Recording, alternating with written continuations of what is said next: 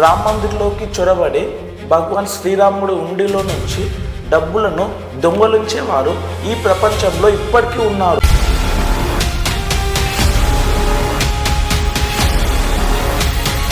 Samajwadi party నాయకుడు అఖిలేష్ యాదవ్ ఈ విషయాలను ట్వీట్ చేసినప్పుడు బీజేపీ ఎమ్మెల్యే ఒక పండిత్ దగ్గర నుండి 20 లక్షల రూపాయలకి భూమి కొని అదే భూమిని ట్రస్ట్కి 2,50,00,000 రూపాయలకి అమ్మాడు.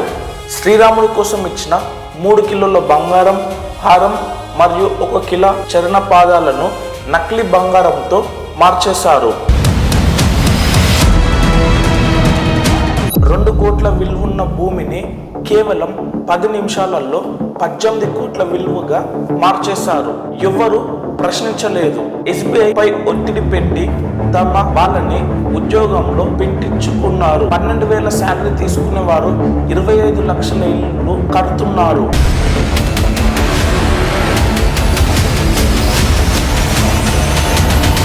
ఆమ్ ఆద్మీ పార్టీ ఎంపీ సంజయ్ సింగ్ రామ్ మందిర్కి సంబంధించిన లెవెల్ ల్యాండ్ డీల్స్ డాక్యుమెంట్స్ ని సిట్ కి ఇచ్చిన తర్వాత రామ్ మందిర్ కౌంటింగ్ రూమ్ లో రక్షణగా ఈడెన్ కెమెరాస్ పెట్టించారు. 15 మంది ట్రస్ట్ మెంబర్స్ లో 12 మంది బీజేపీ ప్రభుత్వం నామినేట్ చేసింది. రామ్ మందిర్ కన్స్ట్రక్షన్ లో 40% కమిషన్ తీసుకున్నప్పుడు కూడా వాళ్ళకి ఏమనిపించలేదు. రైతు కష్టపడి భక్తితో ఇచ్చిన డబ్బులను దొంగలించేవారు. అయోధ్యలో ఉన్న శ్రీరాముడికి ప్రతిరోజు లక్షల మంది భక్తులు దర్శనం కోసం వచ్చేవారు. వాళ్ళలో ఎవరో ఒకరు రైతు అతని పంటలో ఒక భాగం భగవాన్ శ్రీరాముడికి సమర్పించడానికి వస్తారు. ఈ భక్తులందరూ గంటల తరబడి లైన్ లో నిలబడి తమ ఇచ్చిన డబ్బు నేరుగా శ్రీరాముడి సేవ కోసం ఉపయోగపడుతుందని నమ్ముతారు. కానీ ఆ నమ్మకాన్ని మోసం చేశారని ఆరోపణ ఉంది. మీ జీవితంలో అనేక రకాల స్కామ్స్ దొంగతనాలు విన్నారు. బ్యాంకులో, ఇళ్లల్లో, లాకర్స్లో. కానీ ఎప్పుడైనా శ్రీరాముడి పేరు మీద భక్తులు ఇచ్చిన కానుకలను కూడా దొంగలించే స్థాయికి కొంతమంది చేరుకున్నారు. TCS CCTV cameras, audit room, state bank of India staff దేశంలో అత్యున్నత సురక్షిత క్యాష్ రూమ్ లో ఒకటిగా ఉన్నా కూడా డొనేషన్ కి రక్షణ బాధ్యత ఇచ్చిన కొంతమంది పేరు ఇప్పుడు ఎఫ్ఐఆర్ లో ఉంది. వాళ్ళు ఒక గ్యాంగ్ గా కలిసి పని చేశారు. 9 నవంబర్ 2019 సుప్రీంకోర్టు రామ్ మందిర్ నిర్మాణానికి అనుమతి ఇచ్చినప్పుడు దానితో పాటు ఒక ట్రస్ట్ ని కూడా ఏర్పాటు చేయమని ఆదేశించింది. దాని ఉద్దేశం రామ్ మందిర్ ఎలా కట్టాలి, డబ్బు ఎలా మేనేజ్ చేయాలి అన్ని విషయాలను ట్రస్ట్ చూసుకోవడం. ఇది భారతదేశంలో చాలా సాధారణమైన పద్ధతి. షిరిడి సాయిబాబా, తిరుపతి లాంటి పెద్ద దేవాలయాలలో కూడా ఇలాంటి ట్రస్ట్ ఉంటాయి. ఈ ట్రస్ట్ దేవాలయం నిర్మాణం, డొనేషన్స్, ఖర్చులు మరియు మేనేజ్మెంట్ని చూసుకుంటాయి. స్టేట్ గవర్నమెంట్ కూడా ఈ ట్రస్ట్ పై కొంత పర్యవేక్షణ చేస్తుంది. మీకు కావాలంటే ఆర్టీఐ ద్వారా టెంపుల్లో ఏం జరుగుతుందో తెలుసుకోవచ్చు. అది ప్రజల హక్కు. కానీ రామ్ మందిర్ విషయంలో సుప్రీంకోర్టు ఆర్డర్ తర్వాత 3 నెలలకి 5 నవంబర్ 2020 బీజేపీ ప్రభుత్వం శ్రీరామ జన్మభూమి క్షేత్ర శక్తి ట్రస్ట్ ని ఏర్పాటు చేసింది. ఈ ట్రస్ట్ ని ఒక ఆటోనమస్ ట్రస్ట్ గా మార్చినారు. అంటే ఇది ఒక ప్రైవేట్ ట్రస్ట్ లా పనిచేస్తుంది. గవర్నమెంట్ కి డైరెక్ట్ కంట్రోల్ ఉండదు. దానివల్ల పేపర్ మీద చూసే ట్రస్ట్ గవర్నమెంట్ కంట్రోల్ బయట ఉన్నట్టుగా కనిపించుతుంది. మిగతా టెంపుల్స్ ట్రస్ట్ లా ఆర్టీఐ ద్వారా వివరాలు పొందడం కూడా సాధ్యం కాలేదు. కానీ ట్రస్ట్లో పెట్టిన చాలా మంది బీజేపీ ప్రభుత్వంతో సంబంధం ఉన్న వాళ్ళే. 15 మంది మెంబర్స్లో 12 మంది బీజేపీ గవర్నమెంట్ నామినేట్ చేసింది. ఉదాహరణకి నిపేందర్ మిశ్రా 2014 నుండి 2019 వరకు ప్రైమ్ మినిస్టర్ నరేంద్ర మోడీ గారి ప్రిన్సిపల్ సెక్రటరీగా పనిచేశారు. ట్రస్ట్లో విహెచ్పి మరియు ఆర్ఎస్ఎస్కి సంబంధించిన వ్యక్తులు కూడా ఉన్నారు. చంపట్ రాయ్ని ట్రస్ట్ జనరల్ సెక్రటరీగా నిర్మించారు. ఆయన చిన్నప్పటి నుండి ఆర్ఎస్ఎస్తో సంబంధం కలిగి ఉన్నారు. తర్వాత రామ్ మందిర్ ఉద్యమంలో సమయంలో విహెచ్పిలో ఇంటర్నేషనల్ వైస్ ప్రెసిడెంట్గా కూడా ఉన్నారు.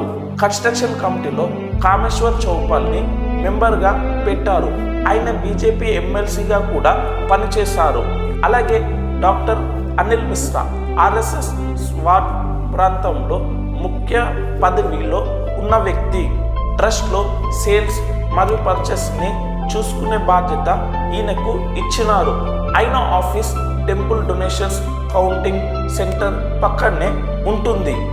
రామ్ మందిర్ డొనేషన్ కౌంటింగ్ ప్రాసెస్లో జరిగిన అలెక్ట్ ఇర్రెగ్యులరిటీస్ గురించి వివరణగా చూద్దాం. డొనేషన్ బాక్స్ నుండి వచ్చిన డబ్బు సీసీటీవీ సర్వేలెన్సెస్ మధ్య కౌంటింగ్ చేయాలనే రూల్ ఉన్నాయి. కానీ కొన్ని ఎంప్లాయీస్ ఒకరికి ఒకరు తెలిసిన వాళ్ళు అని రికమెండేషన్తో జాబ్ పొందారని అలిగేషన్ ఉంది. వాళ్ళు సీసీటీవీ బ్లైండ్ స్పాట్ని యూజ్ చేసి కొన్ని సందర్భాలలో క్యాష్ బండిల్స్ని దొంగతనం చేసి తర్వాత బయటికి తీసుకువెళ్ళడం జరిగింది. తర్వాత కౌంటింగ్ ప్రాసెస్లో ఇంకొక పద్ధతి యూజ్ చేశారని చూడవచ్చు. ఒక బండిల్లో ఉండవలసిన 100 నోట్స్ బదులు 120 నోట్స్ పెట్టి వాచెస్ మాత్రం 100 నోట్స్ అని రికార్డ్ చేసి బ్యాంకుకి తీసుకువెళ్ళడానికి ముందు ఎక్స్ట్రా 20 నోట్స్ని తీసుకుంటున్నారని అలిగేషన్ ఉంది. ఎస్బీఐ అఫీషియల్స్కి సస్పిషియస్ యాక్టివిటీ కనిపించాక స్టాఫ్ని రీప్లేస్ చేయాలని సజెషన్స్ ఇచ్చినారు. కానీ ఆ ప్రపోజల్ యాక్సెప్ట్ చేయలేదని చూడవచ్చు. తర్వాత హిడెన్ కెమెరాస్ ఇన్స్టాల్ చేసి ఫోటేజెస్ చూసిన తర్వాత కొన్ని ఎంప్లాయీస్ క్యాష్ దొంగతనం చేస్తున్నారని ఎవిడెన్స్ దొరికింది. పోలీస్ రైడ్స్లో కొన్ని ఎంప్లాయీస్ దగ్గర క్యాష్, జ్యువెలరీస్, ప్రాపర్టీస్ దొరికినాయి. దాని తర్వాత పొలిటికల్ పార్టీస్ ఈ ఇష్యూని పబ్లిక్ ముందు తీసుకొచ్చారు. సిట్ ఎంక్వైరీ స్టార్ట్ అయింది. కొన్ని సీసీటీవీ ఫోటేజెస్ డిలీట్ అయ్యిందని, డిజిటల్ ఎవిడెన్స్ కూడా మిస్సింగ్ అయిందని రిపోర్ట్స్ వచ్చినాయి. తర్వాత ల్యాండ్ డీల్స్ గురించి అలిగేషన్స్, కొన్ని భూములు తక్కువ ధరకు కొని కొన్ని నిమిషాలలో లేదా నెల తర్వాత ట్రస్ట్కి చాలా ఎక్కువ ధరకు అమ్మినారనే ఆరోపణ ఉంది. Silver bricks, jewellery donation records గురించి కూడా ప్రశ్నలు లేవెత్తినారు. కొన్ని సంవత్సరాల తర్వాత రామ్ మందిర్ నిర్మాణం పూర్తయింది. 23 జూన్ 2024 రామ్ మందిర్ని భక్తుల దర్శనం కోసం తెరిచారు. మందిర్ తెరిచిన వెంటనే ప్రతిరోజు పెద్ద మొత్తంలో ఉండి కానుకలు రావడం మొదలయ్యింది.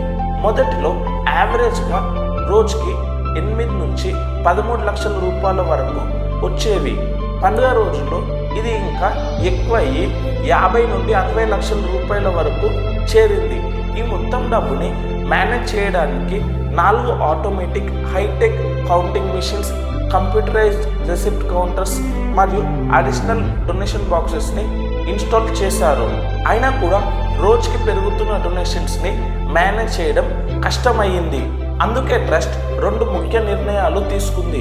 మొదటిది, రామ్ మందిర్ నుండి సుమారు 200 మీటర్ల దూరంలో ఉన్న ఫెసిలిటీ సెంటర్ బేస్మెంట్లో ఒక సెక్యూర్ కౌంటింగ్ రూమ్ ఏర్పాటు చేశారు.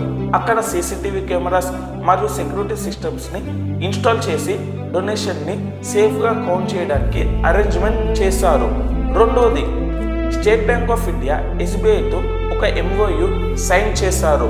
దాని ప్రకారం డొనేషన్ కలెక్ట్ చేయడం, కౌంట్ చేయడం మరియు బ్యాంక్లో డిపాజిట్ చేయడం మొత్తం ప్రాసెస్ని ఎస్బీఐ ఆఫీషియల్స్ సూపర్వైజ్ చేయాలని డిసైడ్ చేశారు. కానీ ఎస్బీఐ స్టాఫ్ రిక్రూట్మెంట్లో ప్రాపర్ క్వాలిఫికేషన్ మరియు ఇంటర్వ్యూ ప్రాసెస్ ఫాలో చేయలేదని ఆరోపణ ఉంది. దాని బదులు ట్రస్ట్కి దగ్గరున్న వాళ్ళని రికమెండేషన్ ద్వారా రిక్రూట్ చేశారని చెప్పబడుతుంది. చంపత్ రాయ్కి క్లోజ్ అయిన చెప్పబడిన రితేష్ చతుర్వేది మరియు గందీప్ సింగ్ ని డొనేషన్ని టెంపుల్ నుండి బ్యాంక్ తీసుకువెళ్లే టీంలో ఇన్క్లూడ్ చేశారు. కొన్ని మీడియా రిపోర్ట్స్ ప్రకారం ఎస్బీఐ మీద ప్రెజర్ పెట్టి మన వాళ్ళే రిక్రూట్ చేయండి అని చెప్పారని ఒక బ్యాంక్ ఆఫీసర్ చెప్పారు. తర్వాత ఎస్బీఐ క్యాష్ హ్యాండ్లింగ్ సెక్యూరిటీ కోసం బనారస్లో ఉన్న సైనిక్ సెక్యూరిటీ సర్వీసెస్కి కాంట్రాక్ట్ ఇచ్చింది. కానీ ఇక్కడ కూడా ప్రాపర్ ఇంటర్వ్యూ ప్రాసెస్ ఫాలో చేయకుండా ట్రస్ట్ మెంబర్ రికమెండేషన్స్ మీద 5లో లోకల్ వాళ్ళని జాబ్లో రిక్రూట్ చేయడం మొదలయ్యింది. ఈ రిక్రూట్మెంట్ ప్రాసెస్లో ఉన్న వ్యక్తులు పేర్లు ప్రాముఖ్యంగా చెప్పబడుతున్నాయి. మనీష్ యాదవ్, చంపత్ రాయ్ డ్రైవర్ ఒక మేనల్లుడు అని చెప్పబడుతుంది. అతనికి క్యాష్ కౌంటింగ్ పనిలో పెట్టినారని ఆరోపణ ఉంది. అలాగే అనుకల్ప్ మిశ్రా, లవకుశ్ మిశ్రా కుటుంబంతో సంబంధం ఉన్న వ్యక్తి అని చెప్పబడుతుంది. వీరందరినీ నోట్ కౌంటింగ్ మరియు డొనేషన్ వాచెస్ ప్రిపేర్ చేయడం కోసం అపాయింట్ చేశారని చెప్తారు. Champat Rai personal driver Ramashankar alias Tinnu Yadav కూడా టెంపుల్ అడ్మినిస్ట్రేషన్లో చాలా ముఖ్యమైన పనిలో ఇన్వాల్వ్ అయ్యాడని ఆరోపణ ఉంది. VIP visits, strong room case, cash counting లాంటి ముఖ్య విషయాలలో అతనికి యాక్సెస్ ఉందని చెప్పబడుతుంది. తర్వాత డొనేషన్ హ్యాండిలింగ్ ప్రాసెస్ని వివరిస్తాం. టెంపుల్లో ఉన్న డొనేషన్ బాక్సెస్ నుండి తర్వాత ట్రస్ట్ మరియు బ్యాంక్ రిప్రజెంటేటివ్స్ సమక్షంలో అవి తీరడం జరిగింది. తర్వాత క్యాష్ని ఐరన్ బాక్స్లో పెట్టి లాక్ చేసి టెంపుల్ నుండి 200 మీటర్స్ దూరంలో ఉన్న ఫెసిలిటీ సెంటర్స్ బేస్మెంట్లో ఉన్న సెక్యూర్ కౌంటింగ్ రూమ్కి తీసుకువెళ్ళడం జరుగుతుంది. అక్కడ సీసీటీవీ సర్వేలెన్సెస్ మధ్య బాక్స్ని స్టోర్ చేస్తారు. కౌంటింగ్ రూమ్లో 2 షిఫ్ట్స్గా పని జరుగుతుంది. మార్నింగ్ షిఫ్ట్ 8 AM నుండి 2 PM వరకు, ఈవినింగ్ షిఫ్ట్ 2 PM నుండి 8 PM వరకు. మొత్తంగా సుమారు 50 మంది కౌంటింగ్ ప్రాసెస్లో పాల్గొనేదని చెప్పబడుతుంది. వారిలో 24 మంది క్యాష్ కౌంటింగ్ చేయడానికి, 12 మంది ట్రస్ట్ తరపున సూపర్విజన్ కోసం మరియు 14 మంది SBI మరియు ఆడిట్ టీమ్స్ నుండి మానిటరింగ్ కోసం ఉండేవారు.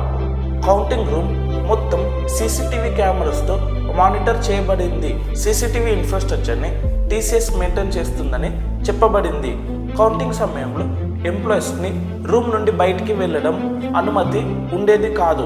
కేవలం వాష్రూమ్స్కి వెళ్ళడానికి లేదా భోజనం కోసం మాత్రమే పర్మిషన్ ఉండేది. కౌంటింగ్ రూమ్లో పనిచేస్తున్న చాలా మందికి ఒకరికి ఒకరు ముందటి నుండే తెలిసిన వాళ్ళు ఉన్నారు. లవకుశ్ మిశ్రా, మనీష్ యాదవ్, అనుకల్ప్ మిశ్రా, టిన్ను యాదవ్ లాంటి వాళ్ళు ముందటి నుంచి పరిచయం ఉన్న వాళ్ళే. కొందరు బంధువులని, మరికొందరు రికమెండేషన్ ద్వారా జాబ్ సంపాదించారు. థర్డ్ పార్టీ బ్యాక్గ్రౌండ్ వెరిఫికేషన్ సరిగ్గా జరగలేదని కూడా చూడవచ్చు. కొన్ని రోజుల తర్వాత క్యాష్ దొంగతనం జరిగింది ప్రారంభంలో అయిన ఆరోపణ. మెయిన్ సీసీటీవీ కెమెరాస్ ఎక్కడ ఉన్నాయో ముందుగా తెలుసుకుని కొన్ని సందర్భాలలో కెమెరా వ్యూని బ్లాక్ చేసి 500 నోట్ బండిల్ని బట్టల్లో దాచుకునేవారు. NDTV రిపోర్ట్స్ ప్రకారం వాష్రూమ్కి వెళ్ళడం అనే ఎక్స్క్యూజ్తో ఆ బండుల్ని అక్కడ దాచేవారు. రోజంతా అయ్యాక బయటికి తీసుకువెళ్ళి చెరి సమానం పంచుకునేవారు అనే అలిగేషన్ కూడా ఉంది. 2025 ప్రారంభంలో ట్రస్ట్ ఆఫీషియల్స్కి అనుమానం వచ్చింది. మిగతా డిమానిటైజేషన్స్తో పోలిస్తే 500 నోట్ బండిల్స్ తక్కువగా కనిపిస్తున్నాయని గమనించారు. దాని తర్వాత SBI రిప్రజెంటేటివ్స్తో కలిసి కొన్ని స్టాండర్డ్ ఆపరేషన్ ప్రొసీజర్స్ SOPs తయారు చేశారు. వాటిల్లో పాకెట్స్ లేని యూనిఫామ్ ధరించాలి, ఇన్స్ట్రక్ట్ సెక్యూరిటీ గార్డ్స్ కౌంటింగ్ రూమ్లో ఉండాలి, ర్యాండమ్ చెక్ చేయాలి, సీసీటీవీ ఫుటేజ్ కనీసం 180 రోజులు ప్రిజర్వ్ చేయాలి. దాని తర్వాత వాళ్ళు దొంగతనం పద్ధతిని మార్చేస్తున్నారు. డొనేషన్ బాక్స్లో మిక్స్డ్ నోట్స్ ఉంటాయి. ముందుగా వాటిని డిమానిషన్ ప్రకారం సపరేట్ చేసి ప్రతి బండిల్లో 100 నోట్స్ పెట్టి వాచెస్ ప్రిపేర్ చేస్తారు. కొన్ని బండిల్లో 100 నోట్స్ బదులు 120 నోట్స్ పెట్టడం జరుగుతుంది. ఉదాహరణకి 500 డిమానిషన్ బండిల్లో 100 నోట్స్ ఉంటే 50,000 అవుతుంది. కానీ 120 నోట్స్ పెడితే 60,000 అవుతుంది. వాచర్లో మాత్రం 50,000 అని రికార్డ్ చేశారు. ఇలా ఎక్స్ట్రా ఉన్న 20 నోట్స్ తర్వాత తీసుకోవడానికి అవకాశం కలుగుతుంది. బండిల్లో 120 నోట్స్ ఉన్న విషయం కౌంటింగ్ సమయంలో ఎవరికి తెలియకుండా ఉంచేవారు. ఎందుకంటే వాచెస్లో మాత్రం 100 నోట్స్ అని రికార్డ్ చేయబడుతుంది. ఆ వాచెస్ ప్రిపేర్ చేయడం అనుకల్ప్ మిశ్రా బాధ్యత. తర్వాత ఈ క్యాష్ బండిల్స్ని టెంపుల్ నుండి బ్యాంక్ తీసుకువెళ్ళడం రితేష్ చతుర్వేది, గంగాదీప్ సింగ్ మరియు టిన్ను యాదవ్ బాధ్యత అని చెప్పబడుతుంది. బ్యాంక్కి వెళ్ళడానికి ముందు బండిల్లో ఉన్న ఎక్స్ట్రా 20 నోట్స్ని తీసి మిగిలిన 100 నోట్స్ మాత్రమే బ్యాంక్లో డిపాజిట్ చేశారనే ఆరోపణ ఉంది. దానివల్ల టెంపుల్ రికార్డ్, వాచెస్ మరియు బ్యాంక్ డిపాజిట్ రికార్డ్స్ అన్ని మ్యాచ్ అవుతాయి. మధ్యలో తీసిన ఎక్స్ట్రా నోట్స్ ఎవరికి తెలియకుండా పంచుకునేవారు. ఈ పద్ధతి కొన్ని నెలల పాటు ప్రతిరోజు జరిగింది. మార్చ్ 2026 సమయంలో ఎస్బీఐ ఆఫీషియల్స్ డొనేషన్ కౌంటింగ్ ప్రాసెస్లో సస్పిషియస్ యాక్టివిటీ గమనించారు. అదే రోజు ట్రస్ట్కి రిటర్న్ రికమెండేషన్ ఇచ్చి ప్రజెంట్ స్టాఫ్ని రీప్లేస్ చేసి కొత్త స్టాఫ్ని అపాయింట్ చేయాలని సూచన చెప్పబడుతుంది. కానీ డాక్టర్ అనిల్ మిశ్రా మరియు చంపత్ రాయ్ ఆ ప్రపోజల్ని ఒప్పుకోలేదు. స్టాఫ్ మారకపోయినా మే 2026 చివరిలో కొన్ని ఎస్బీఐ ఆఫీషియల్స్ చర్య తీసుకున్నారు. మెయిన్ సీసీటీవీ కెమెరాస్ లొకేషన్ అందరికీ తెలుసు కాబట్టి కౌంటింగ్ రూమ్లో రహస్యంగా హిడెన్ కెమెరాస్ని ఇన్స్టాల్ చేశారు. ఒక వారం ఫుటేజ్ రికార్డ్ అయ్యాక 4th జూన్ 2026న హిడెన్ కెమెరాస్ రికార్డ్ని పరిశీలించినారు. ఫోటేజెస్లో కొంతమంది ఎంప్లాయీస్ ఉద్దేశపూర్వకంగా సీసీటీవీ కెమెరాస్ ముందు నిలబడి వ్యూని బ్లాక్ చేస్తుంటే మరికొంతమంది క్యాష్ బండిల్స్ని బట్టలో దాచుకుంటున్నట్టు కనిపించింది. అవినాష్ శుక్లా అనే వ్యక్తి ఫోటేజ్ ముఖ్యంగా కనిపించింది. హిడెన్ కెమెరా ఫుటేజ్ బయటికి వచ్చిన తర్వాత 5 జూన్ 2026న పోలీస్ మరియు ట్రస్ట్ రిప్రజెంటేటివ్స్ అవినాష్ శుక్లా ఇంటి మీద సెర్చ్ చేశారు. సెర్చ్లో ఫారెన్ కరెన్సీ నోట్స్ సుమారు 20,39,000 క్యాష్ మరియు మొత్తంగా సుమారు 58 లక్షల విలువ డబ్బు మరియు వస్తువులు దొరికినాయి. దాని తర్వాత అవినాష్ని అరెస్ట్ చేస్తున్నారు. కానీ ఆ సమయంలో ఫార్మల్ ఎఫ్ఐఆర్ వెంటనే రిజిస్టర్ చేయలేదు. చాలా తక్కువ శాలరీ ఉన్న ఎంప్లాయీస్ తక్కువ సమయంలో పెద్ద ఆస్తులు సంపాదించినారు. ఉదాహరణకి లవకుశ్ మిశ్రా శాలరీ కేవలం 12,000 ఉన్న సుమారు 25 లక్షలు ఖర్చు పెట్టి 2 అంతస్తుల ఇల్లు కట్టడం ప్రారంభించాడు. ఈ విషయాలు గమనించిన మరికొంత టెంపుల్ స్టాఫ్ తర్వాత సమాజ్వాదీ పార్టీ లీడర్ పవన్ పాండే దగ్గర ఈ సమాచారం ఇచ్చినారు. తర్వాత సమాజ్వాదీ పార్టీ అధ్యక్షుడు అఖిలేష్ యాదవ్ సోషల్ మీడియాలో ఈ విషయంపై పోస్ట్ చేసినారు. అదే రోజు ఈ ఇష్యూ నేషనల్ ఇష్యూగా మారింది. ప్రారంభంలో trust general secretary Champat Rai ట్రస్ట్లో ఆడిట్ రెగ్యులర్గా జరుగుతూ ఉంటాయి, అందులోనే అవసరం లేదు అని చెప్పినారు. అదే వారంలో ట్రస్ట్ ఫార్మర్ అకౌంట్స్ని ఇన్ఛార్జ్ మైపాల్ సింగ్ ముందుకు వచ్చాయి. 2020 to 2021 నుండి కొన్ని ఇర్రెగ్యులారిటీస్ జరుగుతున్నాయనే ఆరోపణలు చెప్పినారు. భక్తులు కొన్నిసార్లు గోల్డ్ మరియు సిల్వర్ జ్యువెలరీని డైరెక్ట్ డొనేషన్ బాక్స్లో వేస్తారు. అవి ట్రస్ట్ ఆఫీసర్లు ప్రాపర్ రికార్డ్ చేయకుండా ఉండడం సందర్భాలు ఎన్నో ఉన్నాయి. మైపాల్ సింగ్ ఇంకా చెప్పిన విషయం ఏంటంటే టిన్ను యాదవ్ డొనేషన్గా వచ్చిన జ్యువెలరీ ఫొటోస్ని చంపత్ రాయ్కి పంపిస్తుండే. అలాగే తనకు స్వంతంగా సిల్వర్ మాన్యుమెంట్స్తో బాక్సెస్ లాంటివి రిసిప్ట్ లేకపోయినా తీసుకువెళ్ళడం కనిపించిందని చెప్పారు.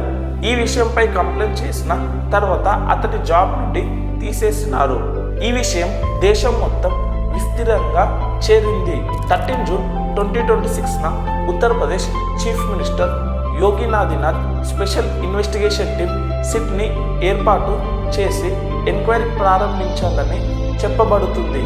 సిట్ అయోధ్యకి వెళ్ళి 40 మంది కన్నా ఎక్కువ మందిని ప్రశ్నించింది. కౌంటింగ్ రూమ్ పక్కన ఉన్న వాష్రూమ్లో సుమారు 2,50,000 క్యాష్ దొరికింది. దాని తర్వాత దొంగతనం జరిగిందనే అనుమానం బలపడింది. సిట్ సీసీటీవీ ఫుటేజ్ పరిశీలించాలనుకుంటే 7-8 నెలల ఫుటేజ్ డిలీట్ అయ్యిందని తెలిసింది. రూల్స్ ప్రకారం కనీసం 180 రోజులు ఫుటేజ్ ప్రిజర్వ్ చేయాలని ఉన్నా వాస్తవంగా అది జరగలేదని మనం చూడొచ్చు. తర్వాత సీసీటీవీ సిస్టమ్ని మెయింటైన్ చేసే రేడియో మెయింటెనెన్స్ ఆఫీసర్ అర్జున్ దేవిని సిట్ ఎంక్వైరీ చేసింది. టెంపుల్ క్యాంపస్లో ఉన్న సుమారు 1600 CCTV cameras control Arjun Dev దగ్గర ఉండేవి.